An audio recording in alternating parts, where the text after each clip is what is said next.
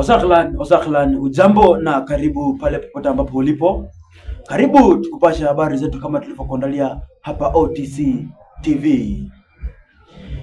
Baada ya wakazi wa Toroso pale Mlima Elgon kushuhudia visa vingi, wamegundua ya kwamba visa vinavyotokea kwa sasa vinatokana na ule mti mkubwa ambao ulikuwa umepandwa kando ya shule ya msingi ya Toroso. Yaaminika ya kwamba ule mti mkubwa ulikuwa umepandwa kando ya Toroso, ulipandwa zaidi ya miaka 100. Tupate habari zetu kama vile alivyokuwa ametuandalia Derek Lumbazi. Kwa mjibu wa mzee wa jamii ya Sabot Edwin Chemaket, mti huu wa mkuyu ulipandwa zaidi ya miaka 100 iliyopita, na kutokana na mila za jamii ya Sabot mti huu unastahili ukatwe ili jamii inawiri tena, kwani ni swala ambalo linafaa kutekelezwa kitamaduni. Mwaka jana mwisho Disemba tukaona kwamba kumbe wazazi wetu kuna tambiko walifanya 1892. Mpaka sasa hivi wakasema hiyo tambiko itakuja fanywa utamaduni wake na baada ya miaka 100.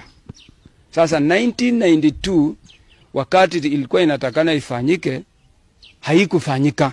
Vita ikawa tena baina ya Bukusu na Msabot, ikaleta hasara kwa hiyo mlima. Kuna vitu vimewekwa, wao wazee waliweka kwa ile mkuyu ya Toroso ambaye ni laana yenye inatakana itolewe ndio iambatane na mlima hiyo isikuwe na vita. Mzee Chemaket amefichua kuwa kuna kengele na jembe kwenye mti huu ambazo zinastahili kutolewa ili kukwamua jamii ya Sabot. Mzee Joseph Mashini akisikitikia swala hili kuingizwa siasa ilhali ni swala la kitamaduni. Kuna kengele itatoa hapo.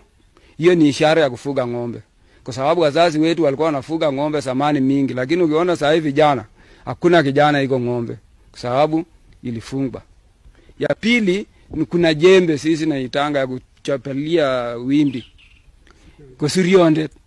Sasa hiyo tunaenda toa pale ili impe watu waanze kulima vizuri na wapande mahindi vizuri. Hao viongozi ndio mbinu ambaye inatumia mpaka leo hii wangali wanafurahia kwamba tukifanya tandiki ya kusema sisi nataka amani kutoka Rokok Cheptais mpaka Swam, mahali kabila zetu na kabila zingine ambaye tunaishi kwa amani, mpaka tunasema sasa waje tufate kitamaduni wetu wa zamani, tuishi vile tulikuwa tukiishi na watu wengine. Wameongeza kuwa tambiko hili limewekwa wazi hadi kwa vitengo vya usalama, wakisisitiza kuwa ni la kuleta manufaa kwa watu wa jamii ya Sabot. Na hii fimbo kwa Kisabot wanaita sitiondet.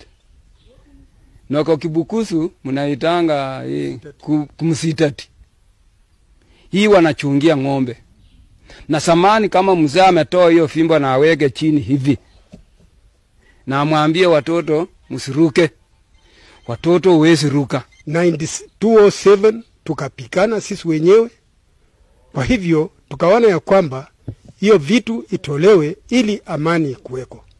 Mimi ni kiongozi katika ukoo yangu ambao tunafuata haya maneno. Tambiko hii wanashika mtoto ni kijanangu Bonventure Chengek.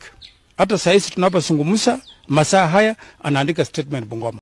Na baadhi ya viongozi katika kijiji hicho wamekashifu vikali kuwa huo mti mkuu wa mkuyu usikatwe.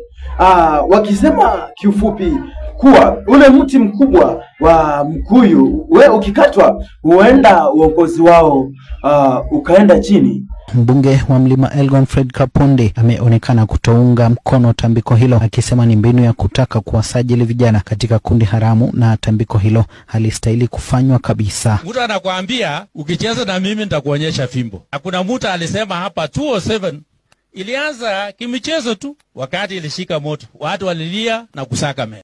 Langu ni je, kuna uwezekano ya kuwa kile kijiji kiko kwa hatari kubwa ya laana za wazee wa kitambo?